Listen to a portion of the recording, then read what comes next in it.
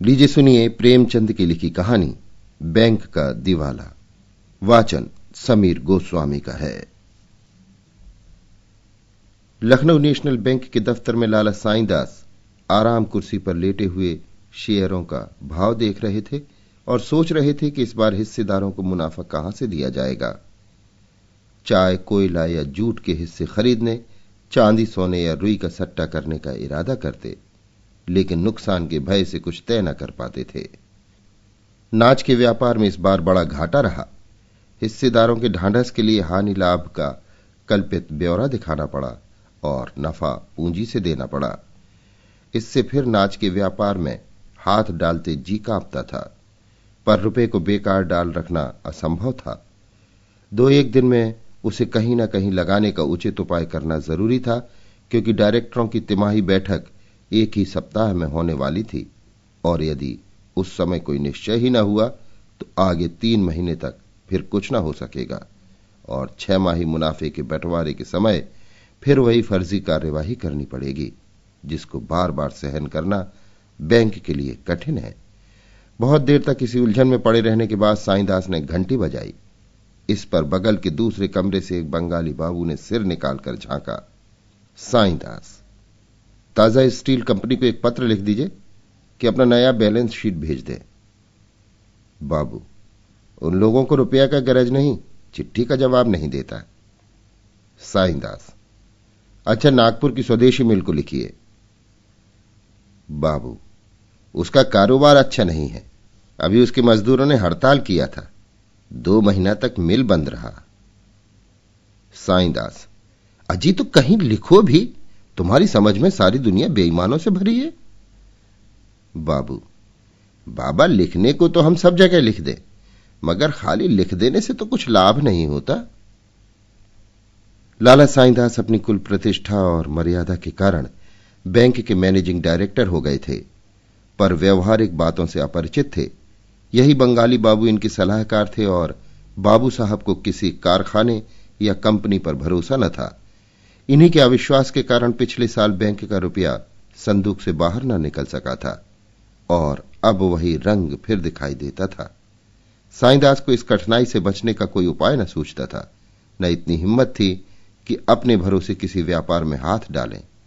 बेचैनी की दशा में उठकर कमरे में टहलने लगे कि दरबान ने आकर खबर दी, बरहल की महारानी की सवारी आई है। लाला साईंदास चौंक पड़े। बरहल की महारानी को लखनऊ आए 3-4 दिन हुए थे और हर एक के मुंह से उन्हीं की चर्चा सुनाई देती थी। कोई उनके पहनावे पर मुग्ध था, कोई सुंदरता पर, कोई उनकी स्वच्छंद वृत्ति पर, यहां तक कि उनकी दासियां और सिपाही आदि भी लोगों की चर्चा के पात्र बने हुए थे। रॉयल होटल के द्वार पर दर्शकों की भीड़ लगी रहती है। कितने ही शौकीन बेफिक्रे लोग इतर फरोश, बजाज या तंबाकू गर का वेश धरकर उनका दर्शन कर चुके थे। जिधर से महारानी की सवारी निकल जाती, दर्शकों के ठट लग जाते थे।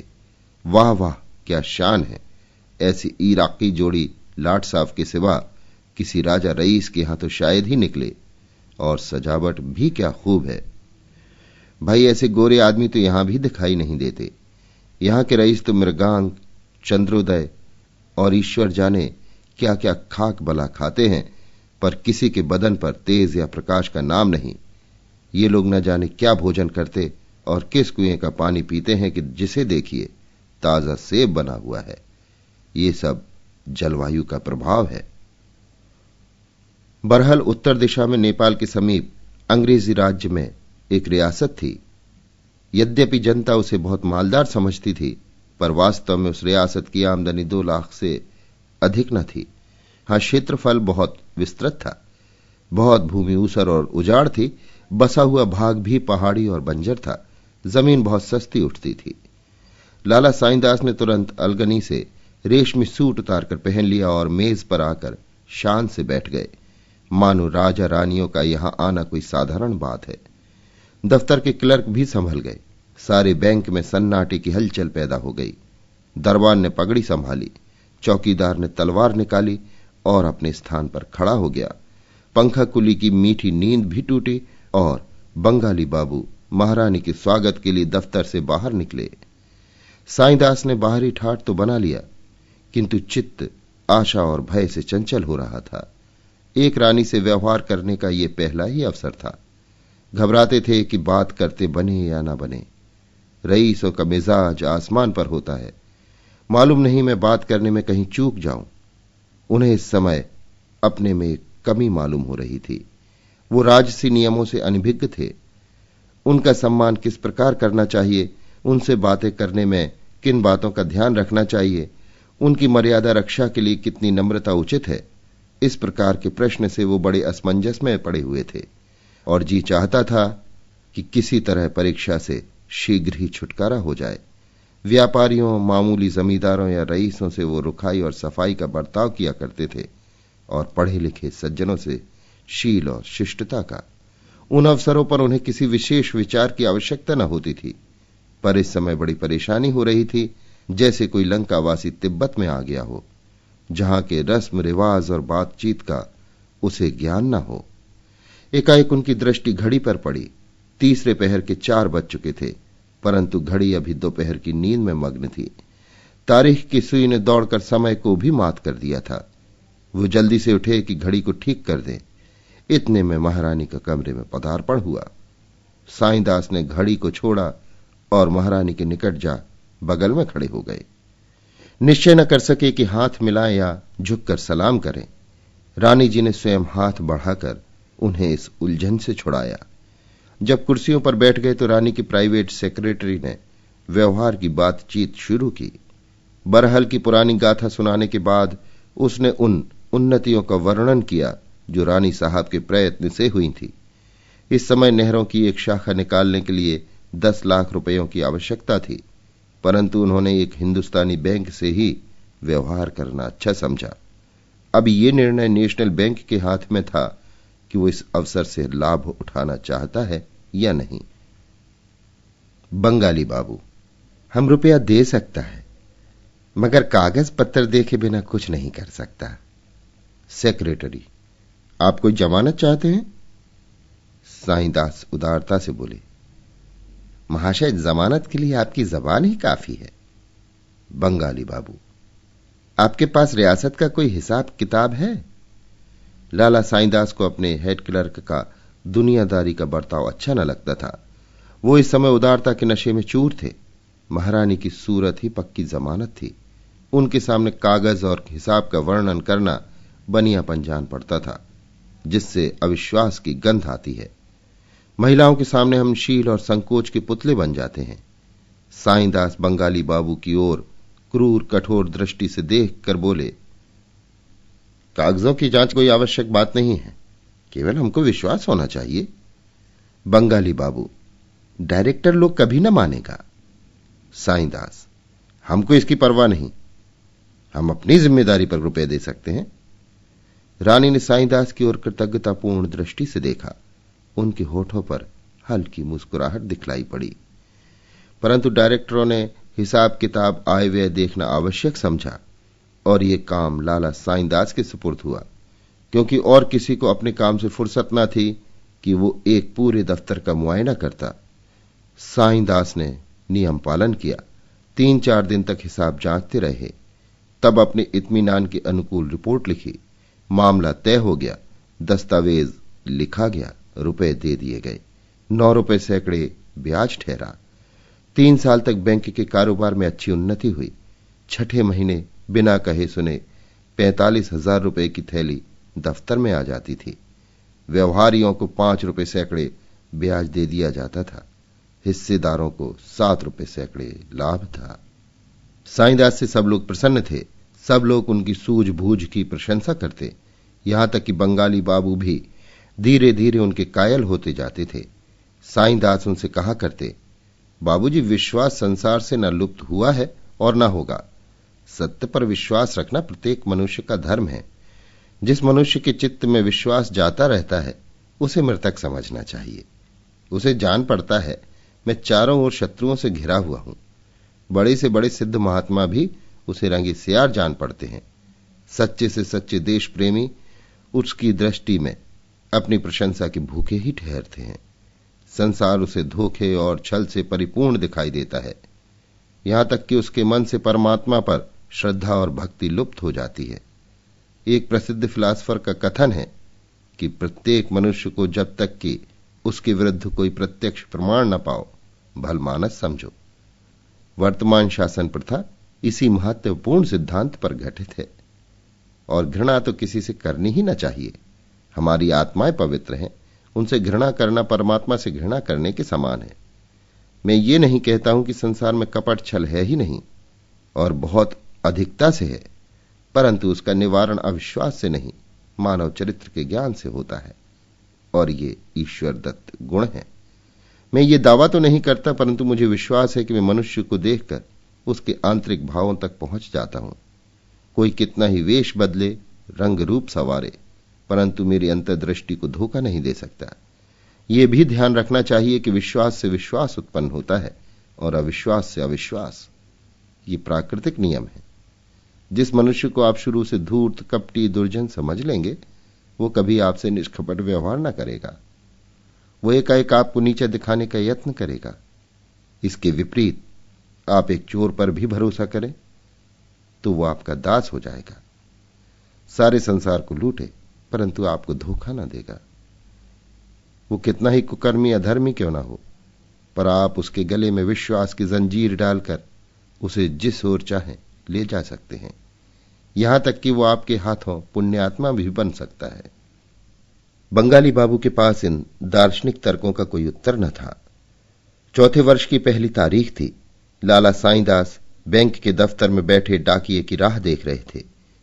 आज बरहल से 45,000 रुपये आवेंगे। अब की इनका इरादा था कि कुछ सजावट के सामान और मोल ले लें। अब तक बैंक में टेलीफोन नहीं था, उसका भी तखमीना मंगा लिया था। आशा की आभा चेहरे से झलक रही थी। बंगाली बाबू से हंसकर कहते थे, इस तारीख को मेरे हाथों में अदबदा के खुजली होने लगती है। आज भी हथेली खुजला रही है। कभी दफ्तरी से कहते, अरे मियां शराफत, जरा सगुन तो विचारो, सिर्फ सूद ही सूद आ रहा है, या दफ्तर वालों के लिए नजराना शुक्राना भी। आशा का प्रभाव कदाचित इस स्थान पर भी होता है। बैंक भी आज खुला हुआ दिखाई पड़ता था। डाकिया ठीक समय पर आया। साईंदास ने लापरवाही से उसकी ओर देखा। उसने अपनी थैली से कई रजिस्ट्री लिफाफे निकाले। साईंदास ने लिफाफे को उड़ती निगाहों से देखा।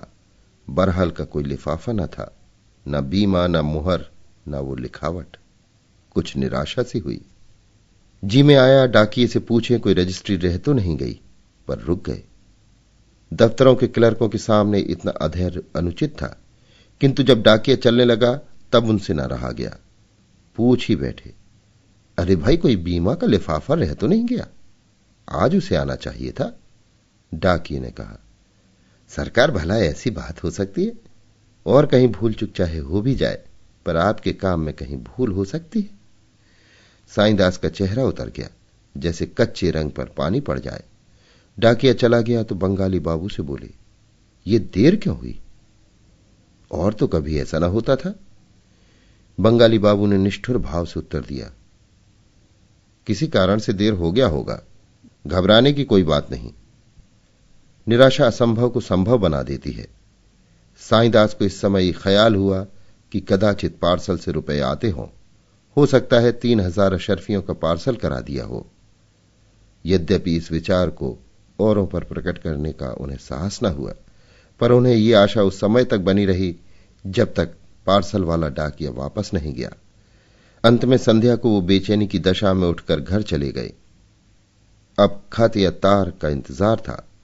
2-3 बार झुंझला कर उठे, डांट कर पत्र लिखूं और साफ साफ कह दूं कि लेन देन के मामले में वादा पूरा न करना विश्वासघात है। एक दिन की देर भी बैंक के लिए घातक हो सकती है। इससे यह होगा कि फिर कभी ऐसी शिकायत करने का अवसर न मिलेगा। परंतु फिर कुछ सोचकर न लिखा। शाम हो गई थी, कई मित्र आ गए, गपशप होने लगी। इतने में पोस्टमैन ने शाम की डाक दी। यों वो पहले अखबारों को खोला करते, पर आज चिट्ठियां खोली, किंतु बरहल का कोई खत न था। तब बेदम होकर एक अंग्रेजी अखबार खोला। पहली तार का शीर्षक देखकर उनका खून सर्द हो गया। लिखा था, कल शाम को बरहल की महारानी जी का 3 दिन की बीमारी के बाद देहांत हो गया। इसके आगे एक संक्षिप्त नोट यह भी लिखा हुआ था, बरहल की महारानी की अकाल मृत्यु केवल इस रियासत के लिए ही नहीं किंतु समस्त प्रांत के लिए शोकजनक घटना है। बड़े बड़े भिष्काचार्य यानी वैद्यराज अभी रोग की परख भी न कर पाए थे कि मृत्यु ने काम तमाम कर दिया। रानी जी को सदैव अपनी रियासत की उन्नति का ध्यान रहता था। उनके थोड़े से राज्यकाल में ही उनसे रियासत को जो लाभ हुए थे वे चिरकाल तक स्मरण रहेंगे। यद्यपि ये मानी हुई बात थी कि राज उनके बाद दूसरे के हाथ जाएगा, तथापि ये विचार कभी रानी साहबा के कर्तव्य पालन में बाधक नहीं बना। शास्त्रानुसार उन्हें रियासत की जमानत पर ऋण लेने का अधिकार न था, परंतु प्रजा की भलाई के विचार से उन्हें कई बार इस नियम का उल्लंघन करना पड़ा। हमें विश्वास है कि यदि वो कुछ दिन और जीवित रहती तो रियासत को ऋण से मुक्त कर देती। उन्हें रात दिन इसका ध्यान रहता था, परंतु इस असामयिक मृत्यु ने अब यह फैसला दूसरों के अधीन कर दिया। देखना चाहिए इन ऋणों का क्या परिणाम होता है। हमें विश्वस्त रीति से मालूम हुआ है कि नए महाराज ने, जो आजकल लखनऊ में विराजमान है, अपने वकीलों की सम्मति के अनुसार मृतक महारानी के ऋण संबंधी हिसाबों को चुकाने से इनकार कर दिया है। हमें भय है कि इस निश्चय से महाजनी टोले में बड़ी हलचल पैदा होगी और लखनऊ के कितने ही धन संपत्ति के स्वामियों को यह शिक्षा मिल जाएगी कि ब्याज का लोभ कितना अनिष्टकारी होता है। लाला साईंदास ने अखबार मेज पर रख दिया और आकाश की ओर देखा, जो निराशा का अंतिम आश्रय है।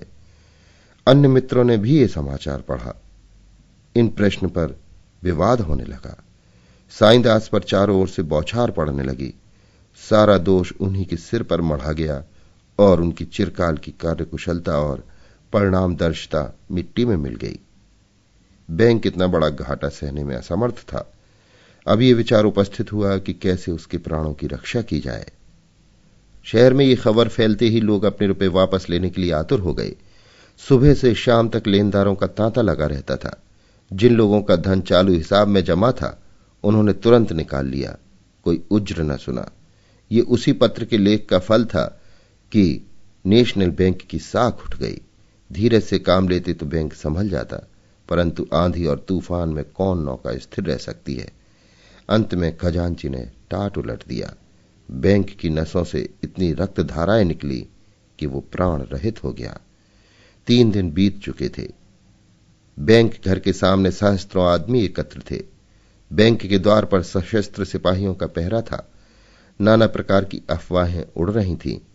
कभी खबर उड़ती लाला साईंदास ने विषपान कर लिया, कोई उनके पकड़े जाने की सूचना लाता था, कोई कहता था डायरेक्टर हवालात के भीतर हो गए। एकाएक सड़क पर एक मोटर निकली और बैंक के सामने आकर रुक गई। किसी ने कहा, बरहल के महाराज की मोटर है। इतना सुनते ही सैकड़ों मनुष्य मोटर की ओर घबराए हुए दौड़े और उन लोगों ने मोटर को घेर लिया। कुंवर जगदीश सिंह महारानी की मृत्यु के बाद वकीलों से सलाह लेने लखनऊ आए थे। बहुत कुछ सामान भी खरीदना था।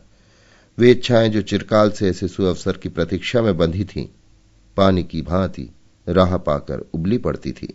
ये मोटर आज ही ली गई थी। नगर में एक कोठी लेने की बातचीत हो रही थी। बहुमूल्य विलास वस्तुओं से लदी एक गाड़ी बरहल के लिए चल चुकी थी। यहां भीड़ देखी तो सोचा कोई नवीन नाटक होने वाला है। मोटर रोक दी। इतने में सैकड़ों की भीड़ लग गई। कुंवर साहब ने पूछा, यहां आप लोग क्यों जमा हैं? कोई तमाशा होने वाला है क्या? एक महाशय जो देखने में बड़े बिगड़े रईस मालूम होते थे बोले, जी हां, बड़ा मजेदार तमाशा है। कुंवर, किसका तमाशा है? वो तकदीर का। कुंवर महाशय को ये उत्तर पाकर आश्चर्य तो हुआ, परंतु सुनते आए थे कि लखनऊ वाले बात बात में बात निकाला करते हैं, अतः उसी ढंग से उत्तर देना आवश्यक हुआ। बोले, तकदीर का खेल देखने के लिए यहां आना तो आवश्यक नहीं। लखनवी महाशय ने कहा, आपका कहना सच है, लेकिन दूसरी जगह ये मजा कहां? यहां सुबह से शाम तक के बीच भाग्य ने कितनों को धनी से निर्धन और निर्धन से भिखारी बना दिया। सवेरे जो लोग महल में बैठे थे उन्हें इस समय वृक्ष की छाया भी नसीब नहीं। जिनके द्वार पर सदा व्रत खुले थे उन्हें इस समय रोटियों के लाले पड़े हैं। अभी 1 सप्ताह पहले जो लोग काल गति, भाग्य के खेल और समय के फेर को कवियों की उपमा समझते थे इस समय उनकी आह और करुण क्रंदन वियोगियों को भी लज्जित करता है। ऐसे तमाशे और कहां देखने में आवेंगे। कुंवर, जनाब आपने तो पहेली को और गाढ़ा कर दिया। देहाती हूं, मुझसे साधारण तौर पर बात कीजिए। इस पर एक सज्जन ने कहा, साहब ये नेशनल बैंक है, इसका दिवाला निकल गया है। आदाब अर्ज, मुझे पहचाना? कुंवर साहब ने उसकी ओर देखा तो मोटर से कूद पड़े और उनसे हाथ मिलाते हुए बोले, अरे मिस्टर नसीम, तुम यहां कहां? भाई तुमसे मिलकर बड़ा आनंद हुआ। मिस्टर नसीम कुंवर साहब के साथ देहरादून कॉलेज में पढ़ते थे। दोनों साथ साथ देहरादून की पहाड़ियों पर सैर करते थे। परंतु जब से कुंवर महाशय ने घर की झंझटों से विवश होकर कॉलेज छोड़ा, तब से दोनों मित्रों में भेंट न हुई थी। नसीम भी उनके आने से कुछ समय पीछे अपने घर लखनऊ चले आए थे। नसीम ने उत्तर दिया, शुक्र है आपने पहचाना तो। कहिए, अब तो पौ 12 है, कुछ दोस्तों की भी सुध है? कुंवर, सच कहता हूं तुम्हारी याद हमेशा आया करती थी। कहो आराम से तो हो। मैं रॉयल होटल में टिका हूं, आ जाओ तो इत्मीनान से बातचीत हो। नसीम, जनाब इत्मीनान तो नेशनल बैंक के साथ चला गया। अब तो रोजी की फिक्र सवार है। जो कुछ जमा पूंजी थी सब आपको भेंट हुई। इस दिवाले ने फकीर बना दिया। अब आपके दरवाजे पर आकर धरना दूंगा। कुंवर, तुम्हारा घर है, बिखट के आओ, मेरे साथ ही क्यों ना चलो। क्या बतलाऊं, मुझे कुछ भी ध्यान न था कि मेरे इनकार करने का यह फल होगा। जान पड़ता है बैंक ने बहुतेरों को तबाह कर दिया। नसीम, घर घर मातम छाया हुआ है। मेरे पास तो इन कपड़ों के सिवा और कुछ नहीं रहा। इतने में एक तिलकधारी पंडित जी आए और बोले, साहब आपके शरीर पर वस्त्र तो है, यहां तो धरती आकाश कहीं ठिकाना नहीं। राघोजी पाठशाला का अध्यापक हूं। पाठशाला का सब धन इसी बैंक में जमा था। 50 विद्यार्थी इसी के आश्रय संस्कृत पढ़ते और भोजन पाते थे। कल से पाठशाला बंद हो जाएगी। दूर दूर के विद्यार्थी हैं, वो अपने घर किस तरह पहुंचेंगे, ईश्वर ही जाने। एक महाशय जिनके सिर पर पंजाबी ढंग की पगड़ी थी, गाढ़े का कोट और चमरौधा जूता पहने हुए थे, आगे बढ़ाए और नेतृत्व के भाव से बोले, महाशय इस बैंक के फेल्योर ने कितने ही इंस्टीट्यूशनों को समाप्त कर दिया। लाला दीनानाथ का अनाथालय अब एक दिन भी नहीं चल सकता। उसके 1 लाख रुपए डूब गए। अभी 15 दिन हुए, मैं डेपुटेशन से लौटा तो 15,000 रुपए अनाथालय कोष में जमा किए थे, मगर अब कहीं कौड़ी का ठिकाना नहीं। एक बूढ़े ने कहा, साहब मेरी तो जिंदगी भर की कमाई मिट्टी में मिल गई, अब कफन का भी भरोसा नहीं। धीरे धीरे और लोग भी एकत्र हो गए और साधारण बातचीत होने लगी। प्रत्येक मनुष्य अपने पास वाले को अपनी दुख कथा सुनाने लगा। कुंवर साहब आधे घंटे तक नसीम के साथ खड़े ये विपत कथाएं सुनते रहे। जो ही मोटर पर बैठे और होटल की ओर चलने की आज्ञा दी, त्यों ही उनकी दृष्टि एक मनुष्य पर पड़ी जो पृथ्वी पर सिर झुकाए बैठा था। ये एक अहीर था जो लड़कपन में कुंवर साहब के साथ खेला था। उस समय उनमें ऊंच नीच का विचार न था। कबड्डी खेले, साथ पेड़ों पर चढ़े और चिड़ियों के बच्चे चुराए थे। जब कुंवर जी देहरादून पढ़ने गए, तब ये अहीर का लड़का शिवदास अपने बाप के साथ लखनऊ चला आया। उसने यहां एक दूध की दुकान खोल ली थी। कुंवर साहब ने उसे पहचाना और उच्च स्वर से पुकारा, अरे शिवदास, इधर देखो। शिवदास ने बोली सुनी, परंतु सिर ऊपर न उठाया। वो अपने स्थान पर बैठा ही कुंवर साहब को देख रहा था। बचपन के वे दिन याद आ रहे थे जब वो जगदीश के साथ गुल्ली डंडा खेलता था, जब दोनों बुढ़े गफूर मियां को मुंह चढ़ाकर घर में छिप जाते थे, जब वो इशारों से जगदीश को गुरुजी के पास से बुला लेता था और दोनों रामलीला देखने चले जाते थे। उसे विश्वास था कि कुंवर जी मुझे भूल गए होंगे।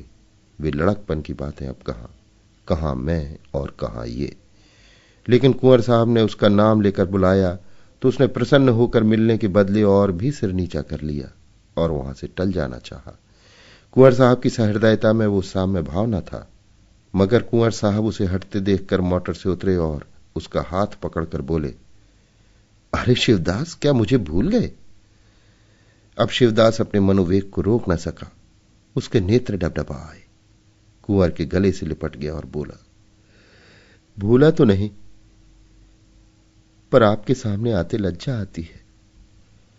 कुंवर, यहां दूध की दुकान करते हो क्या? मुझे मालूम ही न था। नहीं, अठवारों से पानी पीते पीते जुकाम क्यों होता है? आओ, इसी मोटर पर बैठ जाओ, मेरे साथ होटल चलो। तुमसे बातें करने को जी चाहता है। तुम्हें बरहल ले चलूंगा और एक बार गुल्ली डंडे का खेल खेलेंगे। शिवदास, ऐसा न कीजिए, नहीं तो देखने वाले हंसेंगे। मैं होटल में आ जाऊंगा, वहीं हजरतगंज वाले होटल में ठहरे हैं ना? कुंवर, हां, अवश्य आओगे ना? शिवदास, आप बुलाएंगे और मैं ना आऊंगा? कुंवर, यहां कैसे बैठे हो? दुकान तो चल रही है ना?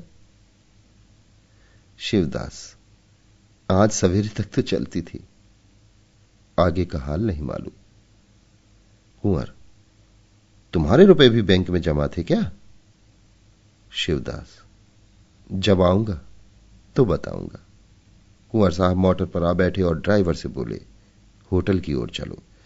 ड्राइवर, हुजूर ने व्हाइट वे कंपनी की दुकान पर चलने की आज्ञा जो दी थी। कुंवर, अब उधर न जाऊंगा। ड्राइवर, जैकब साहब बैरिस्टर के यहां भी न चलेंगे? कुंवर झुंझलाकर, नहीं, कहीं मत चलो, मुझे सीधे होटल पहुंचाओ। निराशा और विपत्ति के इन दृश्यों ने जगदीश सिंह के चित्त में यह प्रश्न उपस्थित कर दिया था कि अब मेरा क्या कर्तव्य है। आज से 7 वर्ष पूर्व जब बरहल के महाराज ठीक युवावस्था में घोड़े से गिरकर मर गए थे और विरासत का प्रश्न उठा, तो महाराज की कोई संतान न होने के कारण वंश क्रम मिलाने से उनके सगे चचेरे भाई ठाकुर राम सिंह को विरासत का हक पहुंचता था। उन्होंने दावा किया, लेकिन न्यायालय ने रानी को ही हकदार ठहराया। ठाकुर साहब ने अपीलें की, प्रिवी काउंसिल तक गए, परंतु सफलता न हुई। मुकदमेबाजी में लाखों रुपए नष्ट हुए। अपने पास की मिल्कियत भी हाथ से जाती रही, किंतु हार कर भी वो चैन से न बैठे। सदैव विधवा रानी को छेड़ते रहे, कभी असामियों को भड़काते, कभी असामियों से रानी की बुराई करते, कभी उन्हें जाली मुकदमों में फंसाने का उपाय करते। परंतु रानी बड़े जीवट की स्त्री थी, वो भी ठाकुर साहब के प्रत्येक आघात का मुंह तोड़ उत्तर देती। हां, इस खींचतान में उन्हें बड़ी बड़ी रकमें अवश्य खर्च करनी पड़ती थीं। असामियों से रुपए न वसूल होते, इसलिए उन्हें बार बार ऋण लेना पड़ता था, परंतु कानून के अनुसार उन्हें ऋण लेने का अधिकार न था, इसलिए उन्हें या तो इस व्यवस्था को छिपाना पड़ता था या सूद की गहरी दर स्वीकार करनी पड़ती थी। कुंवर जगदीश सिंह का लड़कपन तो लाड़ प्यार में ही बीता था, परंतु जब ठाकुर राम सिंह मुकदमेबाजी से बहुत तंग आ गए और ये संदेह होने लगा कि कहीं रानी की चालों से कुंवर साहब का जीवन संकट में न पड़ जाए, तो उन्होंने विवश होकर कुंवर साहब को देहरादून भेज दिया। कुंवर साहब वहां 2 वर्ष तक तो आनंद से रहे, किंतु ज्यों ही कॉलेज की प्रथम श्रेणी में पहुंचे कि पिता परलोकवासी हो गए। कुंवर साहब को पढ़ाई छोड़नी पड़ी, बरहाल चले आए। सिर पर कुटुंब पालन और रानी से पुरानी शत्रुता को निभाने का बोझ आ पड़ा। उस समय से महारानी की मृत्यु काल तक उनकी दशा बहुत गिरी रही। ऋण या स्त्रियों के गहनों के सिवा और कोई आधार न था। उस पर कुल मर्यादा की रक्षा की चिंता भी थी। ये 3 वर्ष तक उनके लिए कठिन परीक्षा के समय थे। आए दिन साहूकारों से काम पड़ता था, उनके निर्दय बाणों से कलेजा छिद गया था। हाकिमों के कठोर व्यवहार और अत्याचार भी सहने पड़ते, परंतु सबसे हृदय विदारक अपने आत्मीयजनों का बर्ताव था, जो सामने बात न करके बगली चोटें करते थे, मित्रता और एक की आड़ में कपट हाथ चलाते थे। इन कठोर यातनाओं ने कुंवर साहब को अधिकार, स्वेच्छाचार और धन संपत्ति का जानी दुश्मन बना दिया था। वो बड़े भावुक पुरुष थे। संबंधियों की अकृपा और देश बंधुओं की दुर्नीति उनके हृदय पर काला चिन्ह बनाती जाती थी। साहित्य प्रेम ने उन्हें मानव प्रकृति का तत्वान्वेषी बना दिया था, और जहां ये ज्ञान उन्हें प्रतिदिन सभ्यता से दूर लिए जाता था, वहां उनके चित्त में जनसत्ता और साम्यवाद के विचार पुष्ट करता जाता था। उन पर प्रकट हो गया था कि यदि सद्व्यवहार जीवित है तो वो झोपड़ों और गरीबों में ही है। उस कठिन समय में जब चारों ओर अंधेरा छाया हुआ था, उन्हें कभी कभी सच्ची सहानुभूति का प्रकाश यहीं दृष्टिगोचर हो जाता था। धन संपत्ति को वो श्रेष्ठ प्रसाद नहीं, ईश्वर का प्रकोप समझते थे, जो मनुष्य के हृदय से दया और प्रेम के भावों को मिटा देता है। ये वो मेघ है जो चित्त के प्रकाशित तारों पर छा जाता है। परंतु महारानी की मृत्यु के बाद ज्यों ही धन संपत्ति ने उन पर वार किया, बस दार्शनिक तर्कों की ये ढाल चूर चूर हो गई। आत्मनिदर्शन की शक्ति नष्ट हो गई। वे मित्र बन गए जो शत्रु सरीखे थे, और जो सच्चे हितैषी थे वे विस्मृत हो गए। साम्यवाद के मनोगत विचारों में घोर परिवर्तन आरंभ हो गया। हृदय में असहिष्णुता का उद्भव हुआ। त्याग ने भोर की ओर सिर झुका दिया। मर्यादा की बेड़ी गले में पड़ी। वे अधिकारी जिन्हें देखकर उनके तेवर बदल जाते थे, अब उनके सलाहकार बन गए। दीनता और दरिद्रता को, जिनसे उन्हें सच्ची सहानुभूति थी, देखकर अब वो आंखें मूंद लेते थे। इसमें संदेह नहीं कि कुंवर साहब अब भी साम्यवाद के भक्त थे, किंतु उन विचारों के प्रकट करने में वो पहले किसी स्वतंत्रता न थी। विचार अब व्यवहार से डरता था। उन्हें कथन को कार्य रूप में परिणत करने का अवसर प्राप्त था, पर अब कार्य क्षेत्र कठिनाइयों से घिरा हुआ जान पड़ता था। बेगार के वो जानी दुश्मन थे, परंतु अब बेगार को बंद करना दुष्कर प्रतीत होता था। स्वच्छता और स्वास्थ्य रक्षा के वो भक्त थे, किंतु अब धन व्यय न करके भी उन्हें ग्रामवासियों की ही ओर से विरोध की शंका होती थी। असामियों से पोत उगाहने में कठोर बर्ताव को वो पाप समझते थे, मगर अब कठोरता के बिना काम चलता न जान पड़ता था। सारांश ये कि कितने ही सिद्धांत जिन पर पहले उनकी श्रद्धा थी, अब असंगत मालूम होते थे। परंतु आज जो दुखजनक दृश्य बैंक के हाथे में नजर आए, उन्होंने उनके दया भाव को जागृत कर दिया। उस मनुष्य की सी दशा हो गई जो नौका में बैठा सुरम तट की शोभा का आनंद उठाता हुआ किसी शमशान के सामने आ जाए, चिता पर लाशें जलती देखे, शोक संतप्तों के करुण क्रंदन को सुने और नाव से उतरकर उनके दुख में सम्मिलित हो जाए। रात के 10 बज गए थे। कुंवर साहब पलंग पर लेटे थे। बैंक के हाथे का दृश्य आंखों के सामने नाच रहा था। वहीं विलाप ध्वनि कानों में आ रही थी। चित्त में प्रश्न हो रहा था, क्या इस विडंबना का कारण मैं ही हूं? मैंने तो वही किया जिसका मुझे कानूनन अधिकार था। ये बैंक के संचालकों की भूल है जो उन्होंने बिना पूरी जमानत के इतनी रकम कर्ज दे दी। लेनदारों को उन्हीं की गर्दन नापनी चाहिए। मैं कोई खुदाई फौजदार नहीं हूं कि दूसरों की नादानी का फल भोगूं। फिर विचार पलटा। मैं नाहक इस होटल में ठहरा। 40 रुपए प्रतिदिन देने पड़ेंगे, कोई 400 रुपए के मत्थे जाएगी।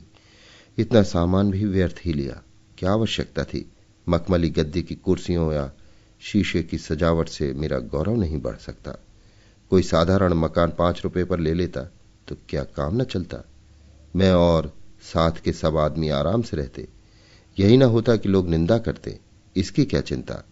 जिन लोगों के मत्थे ये ठाट कर रहा हूं, वे गरीब तो रोटियों को तरसते हैं। यही 10-12 हजार रुपए लगाकर कुएं बनवा देता तो सहस्त्रों दीनों का भला होता। अब फिर लोगों के चकमे में ना आऊंगा। ये मोटर कार व्यर्थ है। मेरा समय इतना महंगा नहीं कि घंटे आध घंटे की किफायत के लिए 200 रुपए महीने का खर्च बढ़ा लूं। फाका करने वाले असामियों के सामने मोटर दौड़ाना, उनकी छातियों पर मूंग दलना है। माना कि वे रौब में आ जाएंगे। जिधर से निकल जाऊंगा सैकड़ों स्त्री और बच्चे देखने के लिए खड़े हो जाएंगे, मगर केवल इतने ही दिखावे के लिए इतना खर्च बढ़ाना मूर्खता है। यदि दूसरे रईस ऐसा करते हैं तो करें, मैं उनकी बराबरी क्यों करूं? अब तक 2000 रुपए सालाना में मेरा निर्वाह हो जाता था। अब 2 के बदले 4000 बहुत हैं। फिर मुझे दूसरों की कमाई इस प्रकार उड़ाने का अधिकार ही क्या है? मैं कोई उद्योग धंधा, कोई कारोबार नहीं करता जिसका ये नफा हो। यदि मेरे पुरखों ने हठधर्मी जबरदस्ती से इलाका अपने हाथों में रख लिया तो मुझे उनके लूट के धन में शरीक होने का क्या अधिकार है? जो लोग परिश्रम करते हैं उन्हें अपने परिश्रम का पूरा फल मिलना चाहिए। राज उन्हें केवल दूसरों के कठोर हाथों से बचाता है। उसे इस सेवा का उचित मुआवजा मिलना चाहिए। बस मैं तो राज्य की ओर से ये मुआवजा वसूल करने के लिए नियत हूं। इसके सिवा इन गरीबों की कमाई में मेरा और कोई भाग नहीं। बेचारे दीन हैं, मूर्ख हैं, बेजबान हैं। इस समय हम इन्हें चाहे जितना सता लें, इन्हें अपने स्वत्व का ज्ञान नहीं। मैं अपने महत्व को नहीं समझता, पर एक समय ऐसा अवश्य आएगा जब इनके मुंह में भी जुबान होगी, इन्हें भी अपने अधिकारों का ज्ञान होगा। तब हमारी दशा बुरी होगी। ये भोग विलास मुझे अपने आदमियों से दूर किए देते हैं। मेरी भलाई इसी में है कि इन्हीं में रहूं, इन्हीं की भांति जीवन निर्वाह और इनकी सहायता करूं। कोई छोटी मोटी रकम होती तो कहता, लाओ, जिस सिर पर बहुत भार है उसी तरह ये भी सही। मूल के अलावा कई हजार रुपए सूद के अलग हुए। फिर महाजनों के भी 3 लाख रुपए हैं। रियासत की आमदनी 1.5-2 लाख रुपए सालाना है, अधिक नहीं। मैं इतना बड़ा साहस करूं भी तो किस बिरते पर? हां, यदि बैरागी हो जाऊं तो संभव है मेरे जीवन में यदि कहीं अचानक मृत्यु न हो जाए तो ये झगड़ा पाक हो जाए। इस अग्नि में कूदना अपने संपूर्ण जीवन, अपनी उमंग और अपनी आशाओं को भस्म करना है। आह, इन दिनों की प्रतीक्षा में मैंने क्या क्या कष्ट नहीं भोगे। पिताजी ने इस चिंता में प्राण त्याग दिया। ये शुभ मुहूर्त हमारी अंधेरी रात के लिए दूर का दीपक था। हम इसी के आश्रय जीवित थे। सोते जागते सदैव इसी की चर्चा रहती थी। इससे चित्त को कितना संतोष और कितना अभिमान था। भूखे रहने के दिन भी हमारे तेवर मैले न होते थे। जब इतने धैर्य और संतोष के बाद अच्छे दिन आए तो उससे कैसे विमुख हुआ जाए। फिर अपनी ही चिंता तो नहीं, रियासत की उन्नति की कितनी ही स्कीमें सोच चुका हूं। क्या अपनी इच्छाओं के साथ उन विचारों को भी त्याग दूं? इस अभागी रानी ने मुझे बुरी तरह फंसाया। जब तक जीती रही कभी चैन से न बैठने दिया। मरी तो मेरे सिर पर यह बला डाल दी।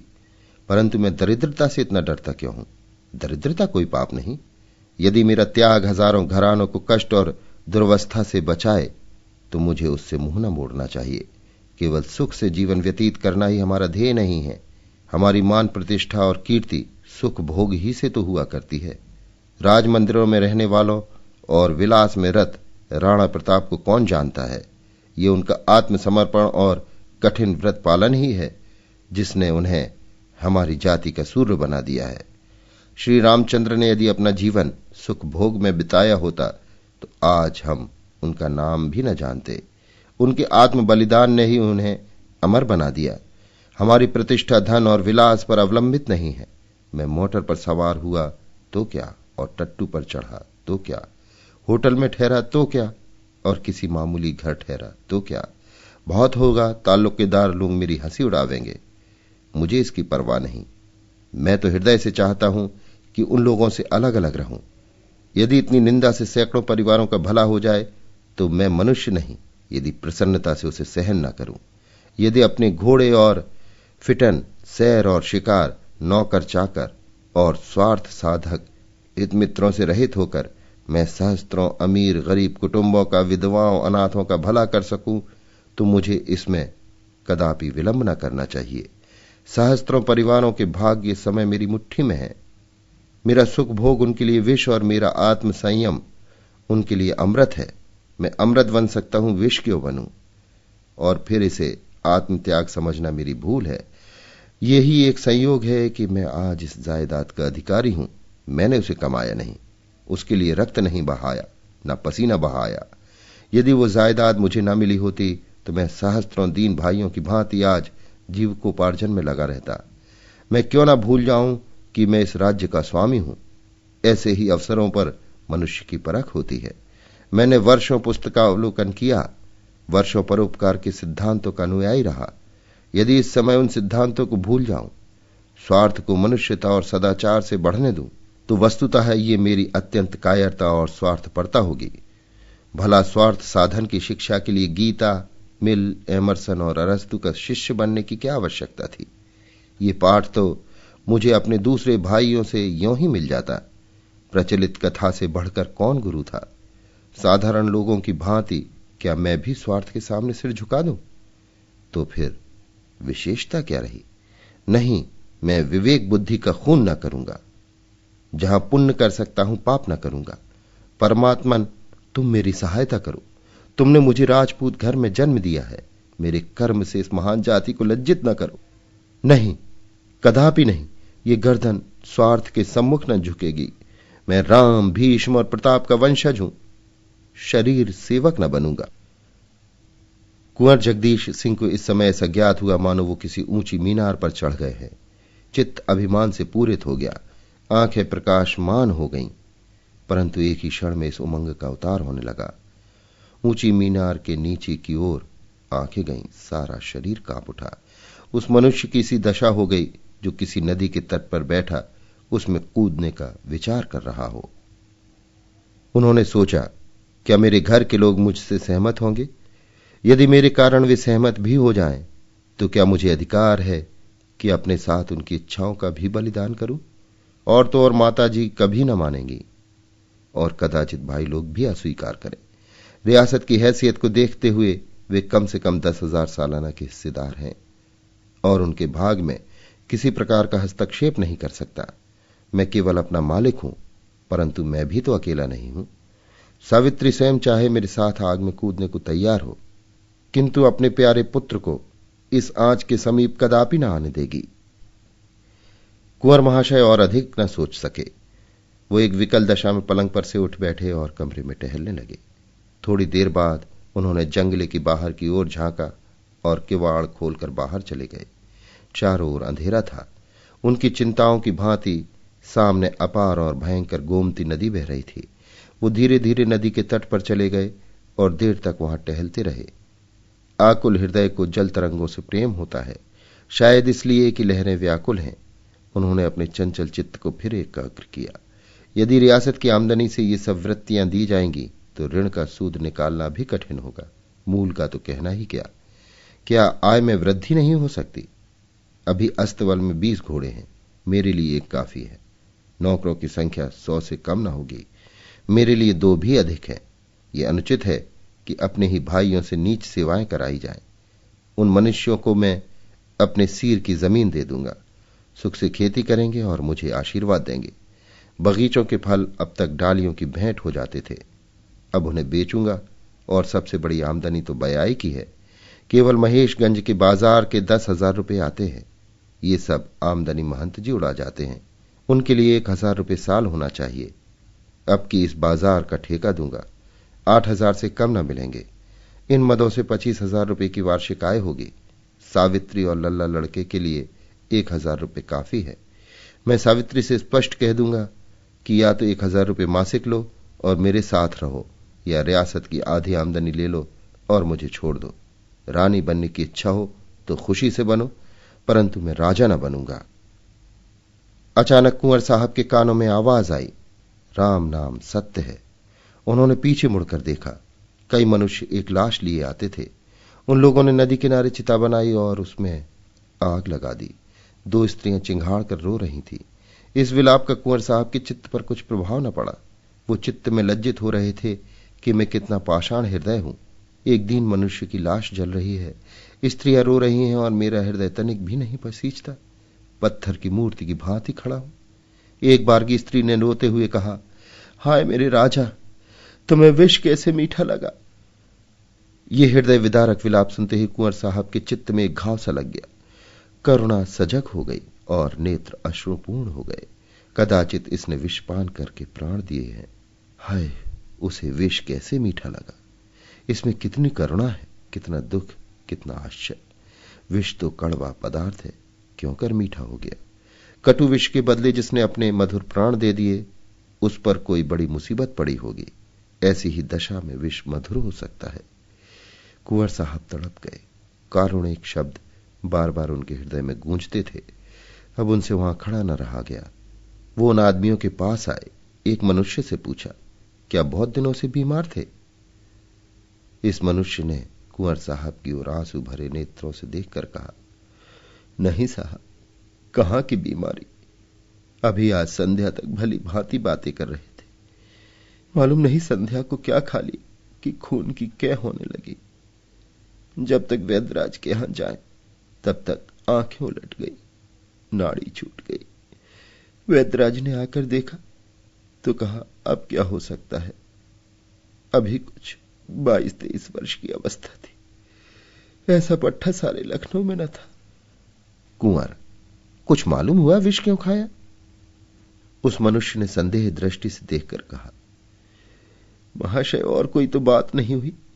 जब से ये बड़ा बैंक टूटा है, बहुत उदास रहते थे। कोई 1,000 रुपए बैंक में जमा किए थे। घी, दूध, मलाई की बड़ी दुकान थी। बिरादरी में मान था। वो सारी पूंजी डूब गई। हम लोग रोकते रहे कि बैंक में रुपए मत जमा करो, किंतु होनहार ये थी, किसी की नहीं सुनी। आज सवेरे स्त्री के गहने मांगते थे कि गिरवी रखकर अहीरों के दूध के दाम दे दें। उससे बात बात में झगड़ा हो गया। बस न जाने क्या खा लिया। कुंवर साहब का हृदय कांप उठा। तुरंत ध्यान आया, शिवदास तो नहीं। पूछा, इनका नाम शिवदास तो नहीं था? उस मनुष्य ने विस्मय से देखकर कहा, हां, यही नाम था। क्या आपसे जान पहचान थी? कुंवर, हां, हम और ये बहुत दिनों तक बरहल में साथ साथ खेले थे। आज शाम को वो हमसे बैंक में मिले थे। यदि उन्होंने मुझसे तनिक भी चर्चा की होती तो मैं यथाशक्ति उनकी सहायता करता। शोक। उस मनुष्य ने तब ध्यानपूर्वक कुंवर साहब को देखा और जाकर स्त्रियों से कहा, चुप हो जाओ, बरहल के महाराज आए हैं। इतना सुनते ही शिवदास की माता जोर जोर से सिर पटकती और रोती हुई कुंवर साहब के पैरों पर गिर पड़ी। उसके मुख से केवल ये शब्द निकले, बेटा, बचपन में जिसे तुम पहिया कहा करते थे। और गला रुंध गया। कुंवर महाशय की आंखों से भी अश्रुपात हो रहा था। शिवदास की मूर्ति उनके सामने खड़ी ये कहती देख पड़ती थी कि तुमने मित्र होकर मेरे प्राण लिए। भोर हो गई, किंतु कुंवर साहब को नींद न आई। जब से वो गोमती के तीर से लौटे थे, उनके चित्त पर एक वैराग्य सा छाया हुआ था। वो कारुणिक दृश्य उनके स्वार्थ के तर्कों को छिन्न भिन्न किए देता था। सावित्री के विरोध, लल्ला के निराश युक्त हठ और माता के कुशब्दों का अब उन्हें लेश मात्र भी भय न था। सावित्री कुढ़ेगी कुढ़े, लल्ला को भी संग्राम के क्षेत्र में कूदना पड़ेगा, कोई चिंता नहीं। माता प्राण देने पर तत्पर होगी, क्या हर्ज है। मैं अपनी स्त्री पुत्र तथा हित मित्रादि के लिए सहस्त्रों परिवारों की हत्या न करूंगा। हाय, शिवदास को जीवित रखने के लिए मैं ऐसी कितनी रियासतें छोड़ सकता हूं। सावित्री को भूखों रहना पड़े, लल्ला को मजदूरी करनी पड़े, मुझे द्वार द्वार भीख मांगनी पड़े, तब भी दूसरों का गला न दबाऊंगा। अब विलंब का अवसर नहीं, न जाने आगे ये दिवाला और क्या क्या आपत्तियां खड़ी करे। मुझे इतना आगा पीछा क्यों हो रहा है?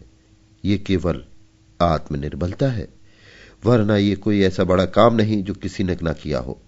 आए दिन लोग रुपए दान पुण्य करते हैं, मुझे अपने कर्तव्य का ज्ञान है, उससे क्यों मुंह मोड़ू? जो कुछ हो, जो चाहे सिर पड़े, इसकी क्या चिंता। कुंवर ने घंटी बजाई। एक क्षण में अर्दली आंखें मलता हुआ आया। कुंवर साहब बोले, अभी जैकब बैरिस्टर के पास जाकर मेरा सलाम दो।